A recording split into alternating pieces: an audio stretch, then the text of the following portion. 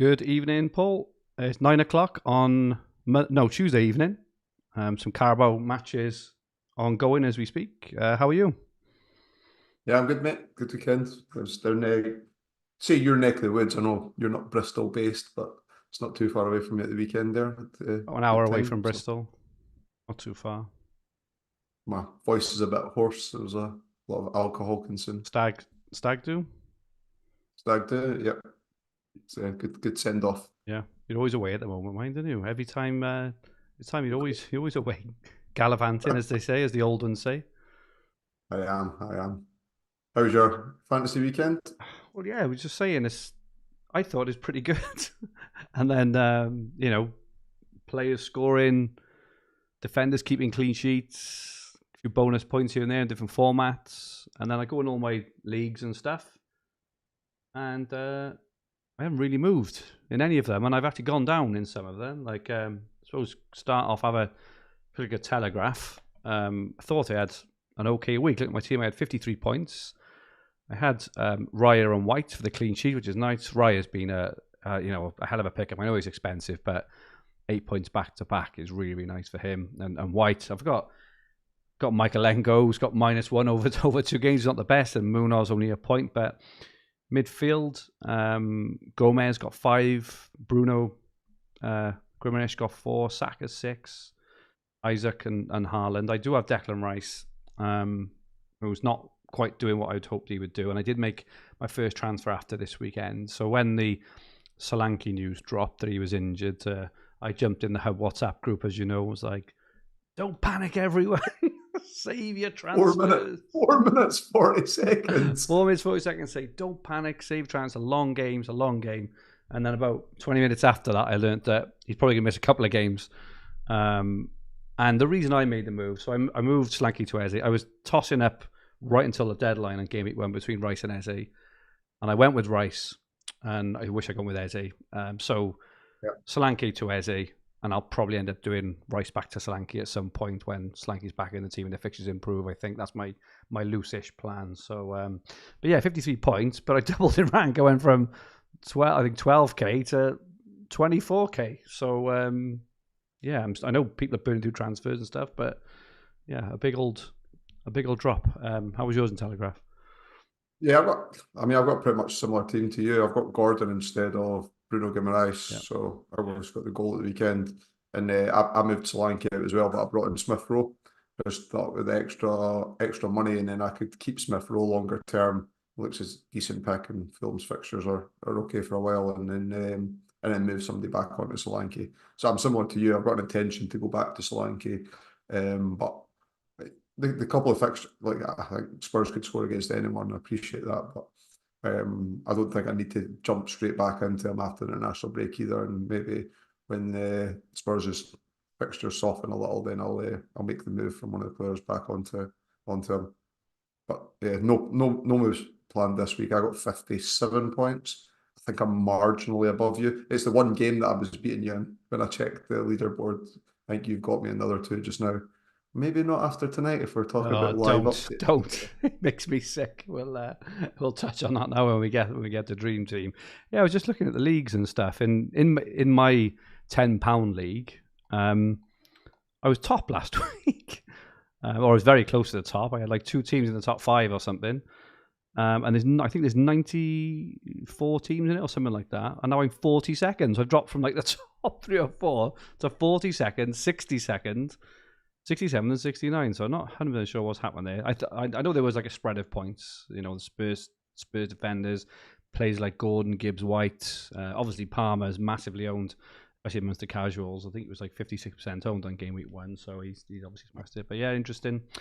So you got the edge on me in this game. How were you looking? How was your FPL weekend? 78 points, so I didn't think it looked that bad. I brought in Muniz, who had 7 shots in the box and failed to score. I did start the game with Smith Rowe, so I had him there. I look at my team. I had Robinson on the bench the first week, and I brought him in and started him the weekend there, so 7 points was nice from him. I look at my team and look at for the game this week. there's not that many changes that I want to make, considering game week 4, because I don't want to get rid of Eze this week. I know he might drop in price and like blah blah. But he's so at home to Leicester game week 4. I was very much in the I'm okay with wild card in early camp, and I still am. But it feels like everyone's going ahead, everyone's jumping even quicker than I am. I just don't know what I don't know in my head what I think the optimal setup of the team is in terms of how many premiums I should have yet. I think I'd just rather that more when my team looks good on paper coming up for this week, which it does. I'd rather just have the extra information, and if I miss a haul from a player or two, then so be it. I can live with it and catch that back up, I think. Yeah. What's your overall rank? 2.5 million, I think. He scored 82. Had a decent, again, thought he had a really decent week. Had returns Porro, Robinson, Trent, Saka, Jota, and Haaland. Gordon was the one who got me the goal, which was really nice. He was kind of like a differential. Sticking with Eze, I'm sticking with Muniz. I've got Rodgers on the bench, who I probably bring in this week. So yeah, I see. Like, I kind of stayed off social media for a couple of days over the bank holiday. Came back this morning, had a quick look around, and everyone's wildcarding. And well, I say everyone. A lot of people are wildcarding, and I'm not sure why I wildcard into. I'm thinking of saving again this week. Like, I appreciate there's probably better picks around, but there's nothing wrong with my team. I got Isaac and Gordon at home to Spurs. Muniz and Robinson are Ipswich, I think. I got Rodgers in already. We've now got Leicester and Ipswich and stuff. Got Jota, Trent. Fine. So yeah, it's going to be interesting this year. Are you benching Eze this week? I'm not. Well, I've got a dilemma. I've got a benching dilemma. I've got a front 7 plus Rodgers. So I don't know yet. Is the answer? I'm going to have to bench one of them. I don't want to bench Eze though. I think he's been really unfortunate. He's apparently scored again this evening, and it's been disallowed. He's had the highest amount of shots, 12 shots over 2 games. He's everywhere, so I don't think I want to drop him, especially with his ownership. So I don't know at the moment who I'm going to drop. I'm kind of almost hoping for an injury to force something, which is bizarre, since lots of people are wildcarding. So did you ever think of a triple on Haaland at all? Yeah, I briefly flirted with the idea. I know that there's less double game weeks this season, such like I don't know. I would just feel I'm pretty happy to play it out. Well done to those who did. What's in fact, I'll reverse the question. What would you be happy with a triple captain score? Like, not thinking of a game in isolation just now, and take away the 17 that you got there. What's good for a triple captain score? I think over 2 games, I think I'd be kind of happy with if maybe 15-ish. I'd be happy with that. I'd take 12. I think one year I did have Alexis Sanchez in like 2016 when he got 25, I think it was, or whatever it was. Or just asked Alexa a question, apparently. Sorry, but just whispering something in my ear. I thought my Everton midfielder had scored the game. Yeah, we'll move on to that now. So I lost my train of thought completely then. I had a triple. 15, we're kind of happy with. I think Haaland, those who put it on the weekend have won, and and well played. But I still think there's opportunity later on to put it on someone else. And I prefer to do it when I've got a bit more context in terms of my rank and kind of mini leagues and stuff, rather than I know overall rank is really important to everyone and stuff, but a lot more mini leagues this year and things as well. And so there's a lot more, I think there's a bit more context to play in it. For me personally, a little bit later anyway, but 17 points, very well played, very brave, good call. Yeah, I've got a similar mindset to you, and this is why I'm even if I had seriously considered it and not done it, 14, 15 points is what I'd be hoping for my captain, and therefore you've got 17. The difference isn't big enough for me to be really upset about any decision there. I kind of like having it in my pocket as well, as a psychological thing as well. It's like I've got it. I'm above some people who've already played it. So I've got that just in the back pocket to whip out at the most opportune moment as well, which is a nice feeling because I'm normally quite carefree with my chips. So it's nice to have them there. But yeah, it's interesting all season so far, and obviously Palmer and Son on the weekend did the 10 million midfield bracket. No harm there. So yeah, it's interesting. See, at the start, they priced it incredibly well, and the one player I thought they had underpriced is the player like Nkunku that everyone was selling anyway. So dropped last night, didn't he? Yeah. Welcome in the chat. Sorry, missed the chat. Colin Johnson's in. He said, "Team, good to see you back together. Shame no Sky. I'm sure it'll be good FPL content." Yeah, we just chat about our teams on this. We're really a bit of an informal chat. Jason Manners is in. Bobby Shearer, Bert Welsh, Richie Patel, FPL Sparta, Scooby Doo, Brian Edmondson, Gary Powell. Richie got 85 and 83 this week in a couple of Telegraph teams. That is insane. He had 2 block defenses and Palmer the key for a high score this week. Very, very well played there, Richie. Viney says, first season playing FPL, there's no Sky. Still getting familiar with it, but did triple captain. Ireland just inside top 1 million. Used wildcard for this week. Good start there, Viney. And Richie said, considered wildcarding in FPL. Looks like Chelsea get Osimhen or Tony, so rather wait, could be a cheaper alternative to Palmer. Indeed, I think Tony's like 7.5, isn't he? Well, that's the thing. The transfer window's still open until then. Like this is it. Still as well, right? And Brownie is new to Sun Dream Team and TFF. Hope you're enjoying so far, Brownie. Very, very different games, obviously, but yeah. Colin Johnson asks, why has Paul got a belt on his head? I'm not sure. I think he's going to a fancy dress party. It's like a 14-year-old. Someone from the late 80s, or myself, or myself from the late 80s. Exactly that, indeed. So yeah, that's FPL, and finally Dream Team. And as usual, Paul, you always find ways to kick me in the bollocks, especially when we're live. And I think I was ahead of you. I had to pull you back a peg after the Porro goal and not owning them in any game. Oh, do you know what? That was beautiful. That was nice. So yeah. So it's hard to gauge. It's hard to gauge because we're live in play at the moment. What's your live total points as it stands now? 120, so 205. See, I'm on 203. So that goal, that the Everton midfielder, is it? Oh, he's got 10 tackles. He's got 10 tackles. 10 tackles. What a play for TFF, mind, we should say. I don't think he got tackles on the weekend, did he? But he got 9 in the first game. He just got 10 tonight. Iriog Bunam, he's 2.5 million in TFF, and he also looks, and he's 1.5 million, wasn't he? He'd be going up this week now, probably 1.8, up to 1.8, I'm guessing now. But he scored, and he's bang on the tackle. So I don't know how many points he's on now. He's probably on like 11 or 12 already, I'm guessing. 14 for the day.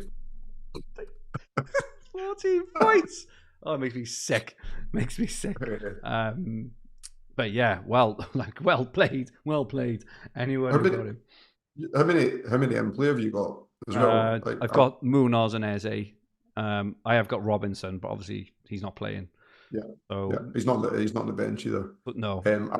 I've got all of those, and I've got Henderson and goals as well. So I'm obviously hoping for a clean sheet. Have you got Munoz as well? Have you? Yeah. You got tackle bonus there. Oh, nice. Your keeper played. Well, you got Matt Sells. Yes, yeah. He kept a clean sheet on the weekend, which was nice. And I bought in Semenyo as well. So I made 2 quite. I see random change. I made a formation change, but hopefully there's a bit of sense to it. I went to 4-3-3 this week. I took out Gordon, who obviously got he got 13 points, but that's kind of by the by.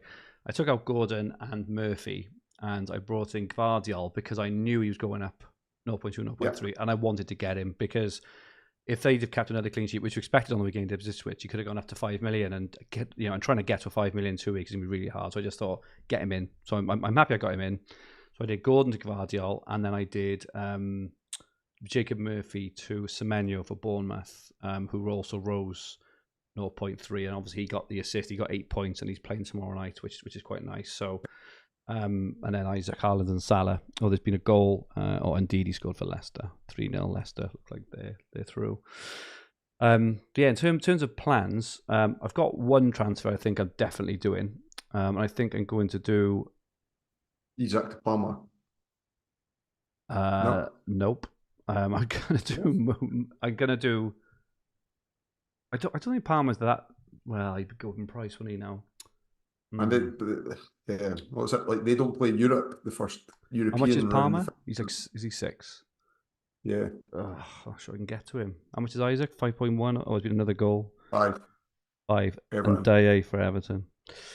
I'm not sure I can get to him with the other move I want to make anyway. I want to do Munoz to Rodgers.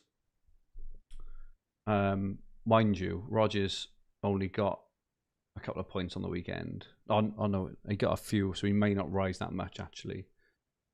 But I want Rodgers ahead of this run because I think he looks a bit of a superstar. Plus you'll get Champions League. The Champions League draws on Thursday as well. If you're going to play fixture difficulty as part of your decision, which you may or may not, I guess. And the Carabao draw is this week as well, which it'll show who's playing straight after international break as well. So there's few decisions. Chelsea playing that round of the Carabao Cup, is that right? And then they'll play Europe the following week. I think it is right. I got that wrong. I think it is right. Yeah. I don't really get like. It's a bad time for us to pod really for plans because I don't tend to really look at plans until everything is played out. But yeah, Palmer is obviously massively enticing as well. But I do want Morgan Rodgers. He's 2.5 million. I think he's going to be, looking at the way he played against Arsenal, he's going to be a superstar. I think he's going to have a really good season. I want to go in nice and early. They got a good fixture this weekend, and they Leicester, and then they got 3 beautiful fixtures after the break as well, and they'll have Champions League and things. So he looks. Bobby's got Munoz and Kamada. Nice. Kamada's obviously, I think he scored, haven't he, which is good. Marcus, they started off with Sells and Wood. That's Bailey and Watkins, which is upcoming good fixtures for Villa. In FPL, Mark said. Yeah, makes sense. And Gary says, Paul, happy with the Oasis news. I think we're all buzzing. Dan Cox would be buzzing with the Oasis news. Yeah. I like Oasis. It was Dan was when we were on the pod. Dan was a massive Oasis fan, right? Yeah, I will. I'll try and get the tickets, but I think it's going to be like gold dust, and it's going to be. The Cardiff dates clash with something as well. 4th and 5th of July, 2025.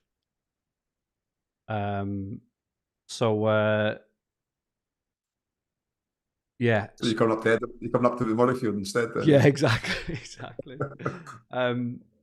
Every man and his dog is after Oasis tickets. It's like, I love Oasis. I was like 15, 16 when they were in their prime in the mid-90s and stuff. But my daughter's 18. She was messaging me this morning.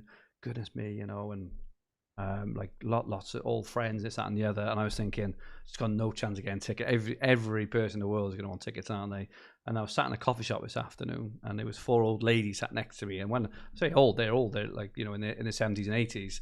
And I'm just kind of working away, and sip my coffee, and one of them goes, "So, girls, are we going to go and see Oasis or what?" And I was like, flipping heck, we got absolutely no chance of getting tickets. Everyone in the world is doing it. But yeah, really, really excited. They're in Cardiff a couple of days, but I think it's one of those events that it don't matter where it is or how much it costs, does it? I think it's going to be one of those wherever you can get them, just go, because it's going to be absolutely. Yeah. Anyway. You know, we were talking about bar snacks last week. Yeah. I forgot about these classics, and I was eating them in the Left-Handed Giant in Bristol. The sweet chili rice crackers, little thick ones. You had those ones before. The Snacker Jacks. They come out of a jar. They come out of a jar usually. No, they're like, yeah. Oh, right. Big fan. Those are awesome. Rice cakes, do you say? Yeah, kind of like rice crackers. Kind of like Snacker Jacks or not? A little bit, but I'd imagine they're more fried like a crisp. Yeah, they're more fried like a crisp. There's crisps out there. I can't know what they're called now. I think they're called pop chips, which are really nice, which are kind of like really thin, rice cakey sort of crisp. But yeah, they are nice. They're good. Any bar snacks this week? I've had some roast beef Monster Munch, which you probably can't really class as a traditional bar snack. There's a place in Edinburgh called the Pit, right? And it's like, like street food's big just now, and they got like kind of this big warehouse area with drinks and stuff. And they do a Bloody Mary. You know how like Bloody Marys, people try to outdo themselves on what they put on the cocktail stick or on the straw and stuff. They put flaming hot Monster Munch like Oh my on goodness, that's insane. My daughter was down last week, and she's 18 and she's off to uni soon, and she's I wouldn't say she's an emo, but she's used to she's got the piercings and a couple of tattoos, and she dresses all dark and a nose ring and all this stuff, and she's into a drink. She said, "I'm really pleased." She does. Oh, Matata's just got to Palace. She doesn't drink stupid, but she does like enjoy a drink. And we're in our local club, and she had a few of the bar staff making all these weird and wonderful cocktails and shots and stuff. And one of them was called the brain hemorrhage. I was like, what? And she turned out to make it, and I can't remember what it was. It was something like Bailey's lime and something that's else. it, and because the Bailey sits on top, it kind of all curdles, so it looks like a brain in a jar. And yeah, I tried one of them, and it was absolutely disgusting. But yeah, she's well into wine and Baileys.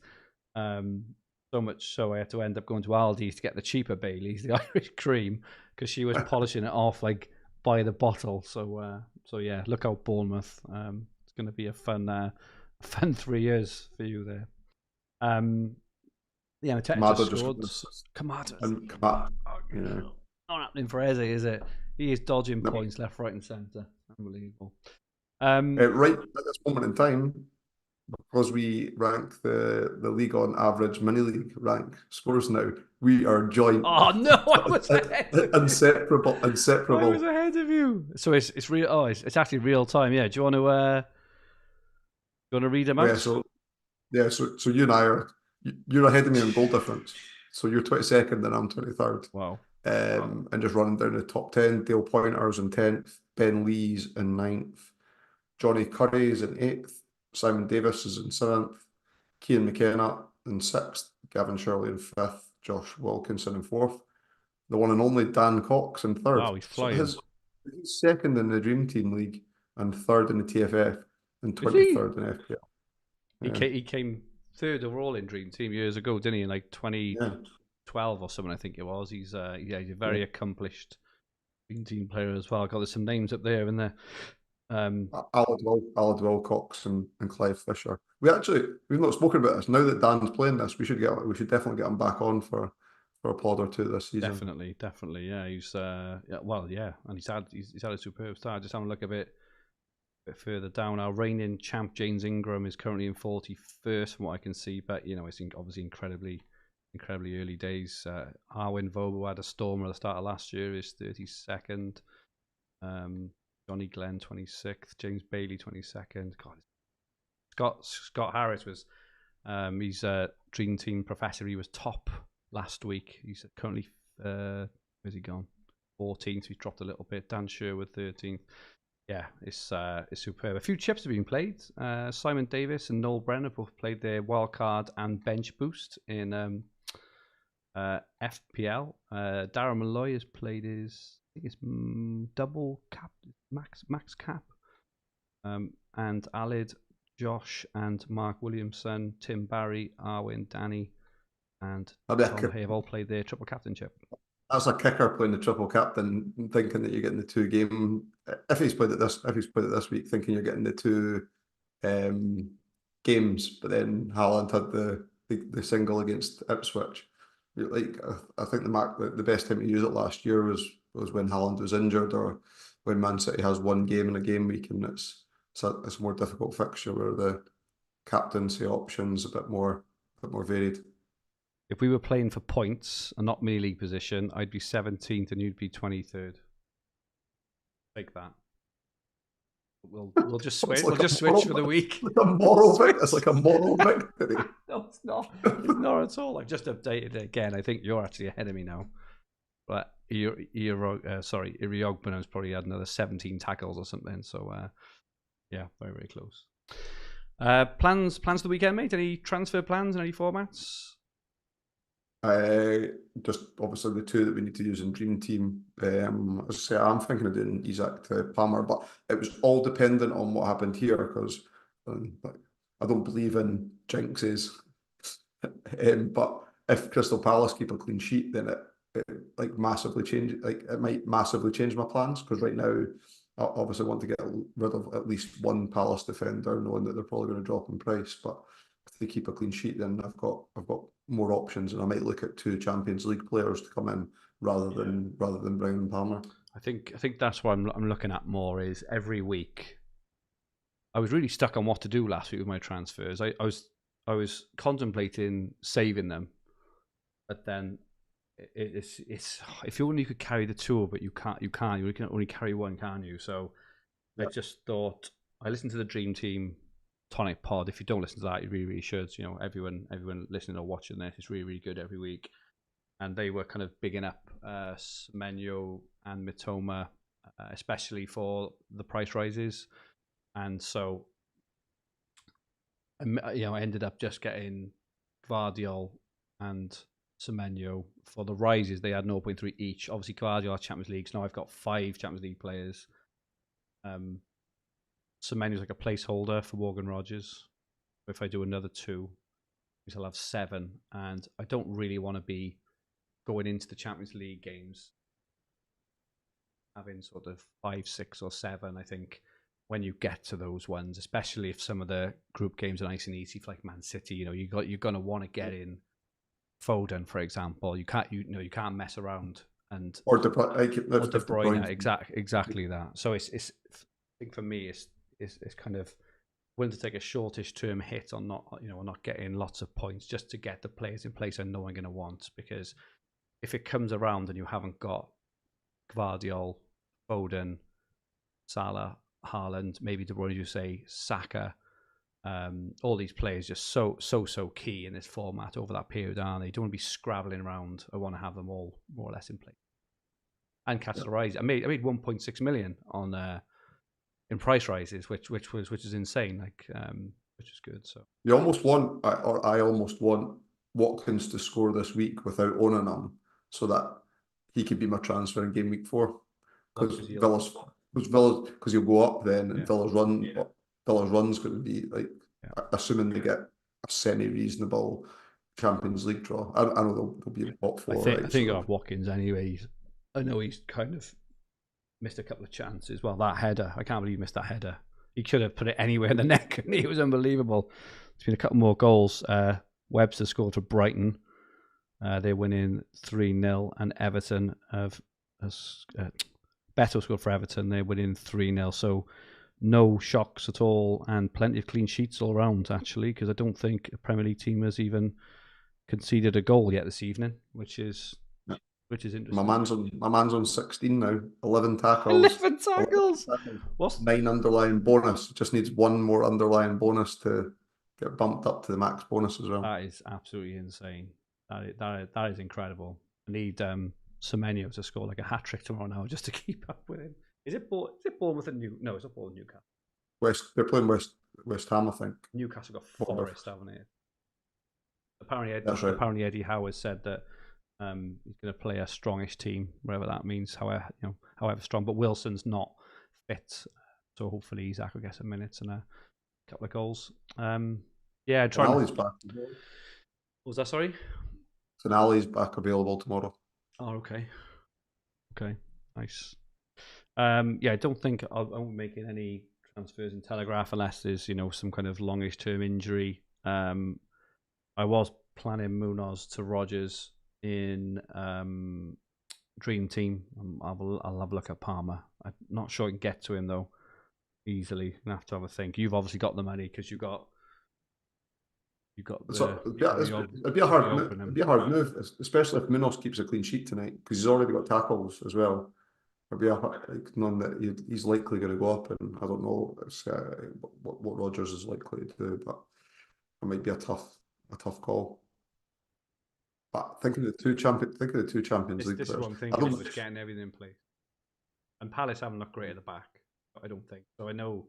And the Moroccan defender they signed that somehow went off injured in the first half tonight as well. Oh wow! So they are down to the bare bone, especially if Gahey goes, which he's probably gonna, isn't he? Yeah. I think. Well, they're gonna be down to no one. They just got Richards then as like a recognised centre back. Richards came on. Remember they'd been playing Nathaniel Klein on the right of a back three towards the end of last season. Brighton scored again. Omani 4-0 against Crawley Town.